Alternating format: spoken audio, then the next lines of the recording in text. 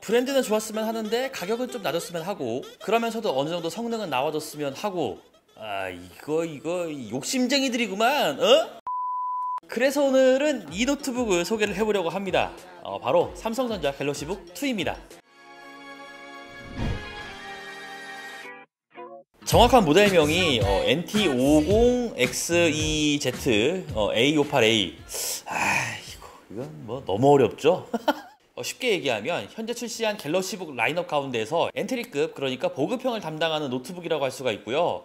램이나 CPU, 저장장치에 따라서도 가격이 조금씩 달라지긴 하는데 69만 9천 원에 판매를 하고 있는 제품으로 구매를 했습니다. 거기에 DDR4 8GB 노트북 램을 추가로 구매를 해서 제가 직접 꽂았습니다. 굉장히 편한데 요거는 제가 나중에 얘기를 하기로 하고요. 자, 이 갤럭시북 2 삼성 로고를 보고 큰 기대를 하지 않아야 오히려 좋은데요. 제가 사용을 해보면서 어떤 점이 좋고 아쉬웠는지 얘기를 해보려고 합니다. 그럼 바로 시작해보죠. 렛츠 기릿! 패키지는 대부분 재활용 종이로 구성이 되어 있고요. 스크래치가 날만한 부분은 따로 포장이 되어 있습니다. 레이아웃이 깔끔해서 마음에 들었고, 특이한 게 구성에 마우스가 포함되거든요. 엄청 가볍고 엄청 깡통 같은 느낌이기는 한데 없는 것보다야 훨씬 낫다고 생각이 들고, 이 제품을 구매하는 분들의 용도에서는 나쁘지는 않을 만한 마우스라고 생각이 듭니다. 이걸로 총 쏘고 폭탄 던지고 그런 거 할 거 아니니까요. 그리고 디자인은 이거 정말 깔끔합니다. 예. 삼성의 장점이죠. 군더더기가 없다는 게 요럴 때 쓰는 말일 건데요. 일단 로고부터가 우리가 눈에 익숙하기도 하고 번잡스럽게 꾸미고 넣고 칠하고 이런 게 아니라서 심플, 딱 그 자체라고 할 수가 있어요. 플라스틱으로 도배가 되어 있지만 최대한 고급스럽게 보이게 해놨고요. 도장이며 접합 부위며 이 마감이 상당히 만족스러웠습니다. 무게는 가볍지는 않아요. 한 15.6형에 1.8kg 수준이라서 가벼운 걸 찾는 분들은 애매한 무게라고 생각이 들 테고요. 대신에 어댑터는 꽤나 작습니다. 들고 다니기는 부담이 적은 사이즈죠. 포트 만족스럽습니다. 굳이 아쉬운 거를 찾을 필요가 없을 만한 구성이고요. 타입C, A 각각 2개씩 있고 HDMI도 있습니다. 또 마이크로 SD 카드, 램포트 이런 것들도 활용할 수 있거든요. 체급, 가격을 생각을 해보면은 구성에서 아쉬움은 없다고 봐도 무방합니다. 디스플레이는 다행이라고 해야 할까요? 색역대나 색상 정확도는 표준에 미치지는 못하기 때문에 굉장히 수준급인 쨍한 화면을 보다가 이제 갤럭시북 2 요 화면을 보면은 물이 빠진 것 같은 느낌이 들어요. 본인이 색을 다루는 일을 한다, 영상의 색감을 굉장히 중요시한다, 요런 분들에게는 맞지 않는 디스플레이고요. 다행히 화면 밝기는 300니트가 넘습니다. 처음 받았을 때 화면이 어둡지가 않아서 그래 요거라도 챙겼으면 됐어, 성공했어, 좀 요런 느낌이었는데 화면 밝기 하나 생긴 거는 굉장히 다행이라고 생각을 하고요. 그리고 힌지가 180도가 지원이 돼서 요런 부분도 소소하지만 장점인 부분이죠. 자, 이제 i5 12355U 인텔의 미들레인지 저전력 CPU, 이 녀석이 어느 정도의 성능을 내주냐가 관건일 건데요. 굉장히 특이한 구조입니다. 2코어 4스레드의 고성능 코어와 8코어 8스레드의 고효율 코어가 섞여 있어요. 빅리틀 구조라고 하죠. 그래서 10코어 12스레드의 굉장히 변태스러운 구조를 가지게 되고요. 고성능으로 놓고 테스트를 하면은 싱글코어의 성능은 꽤나 만족스럽습니다. 시대벤치 R23을 기준으로 익숙한 데스크탑 CPU와 비교를 하면은 인텔 7세대 끝판왕, 동생이라고 할 수 있는 i7 7700, 그거 아니면요 데스크탑용 i3 12세대, 이 CPU들과 엎치락 뒤치락 하는 성능이라고 볼 수가 있겠습니다. 5세대 차이면은 세월이 많이 지났기 때문에 충분히 아쉽다고 하시는 분들도 있을 거고요. 소모되는 전력 대비 성능, 그리고 CPU의 체급을 생각을 하면은 정말 발전했다고 보는 분들도 있겠죠. 그리고 내장 그래픽도 많이 발전했는데요. 게임은 될까? 이 생각이 갑자기 들어서 냅다 오버워치 해봤습니다. 해당 옵션에서 60프레임을 유지하기가 힘들기 때문에 원활하게 게임을 하기에는 좀 어려워 보이고요. 캐주얼 게임 정도는 플레이를 한다면은 크게 이상은 없을 거라고 생각이 듭니다. 그런데 온도가 생각보다 높지가 않았어요. 동작 클럭이 굉장히 낮은 것으로 보아 성능 제한이 꽤나 빨리 오는 것으로 생각이 듭니다. 하지만 이 제품은 게임을 위한 용도가 아니라 사무용, 인터넷용, 인강용 요쪽에 포커스가 맞춰진 제품이라서 그 용도에 맞게 활용을 해야겠죠. 확실히 고성능이 필요한 게임을 하기 위한 용도로는 부적합하다고 생각이 들고요. 우리가 보통 컴퓨터를 활용하는 범위 내에서는 전혀 부족함은 없는 제품이라고 생각을 합니다.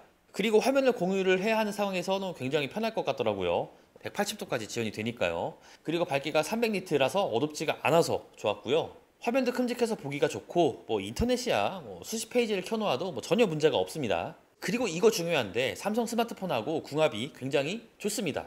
뭐 당연하겠죠. 소프트웨어에서 상당히 많은 기능을 지원하고 그 중에서 가장 솔깃할 만한 기능인 노트북의 스마트폰 화면을 띄워봤는데요. 버벅이긴 하지만 마우스로 제어하는데 전혀 불편함이 없었거든요.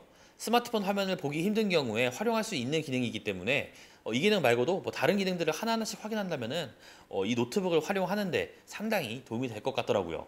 이 상태에서 뭐 가벼운 작업을 하는 거는 뭐 일도 아니겠죠. 다만 이 스트로크 키를 눌렀을 때 이 깊이감이 굉장히 짧은 편입니다. 힘을 안 들이고 입력을 한다면 나쁘지는 않으나 보통의 키보드들을 사용한다면 이질감이 들 수가 있습니다. 적응 기간이 필요할 거라고 보여지고요. 그리고 키보드 백라이트가 없습니다. 개인적으로는 이게 가장 아쉬운 부분이라고 생각이 드는데요. 아주 어두운 데서 타이핑할 때 숫자 키나 기능 키 뭐 이런 것들은 보고 쳐야 하는 상황이 있거든요. 이때 백라이트의 부재가 굉장히 아쉬울 것 같습니다. 그리고 또 하나 아쉬웠던 게 배터리입니다. 저전력 CPU를 넣어뒀지만 4시간이 조금 넘게 활용이 가능했거든요.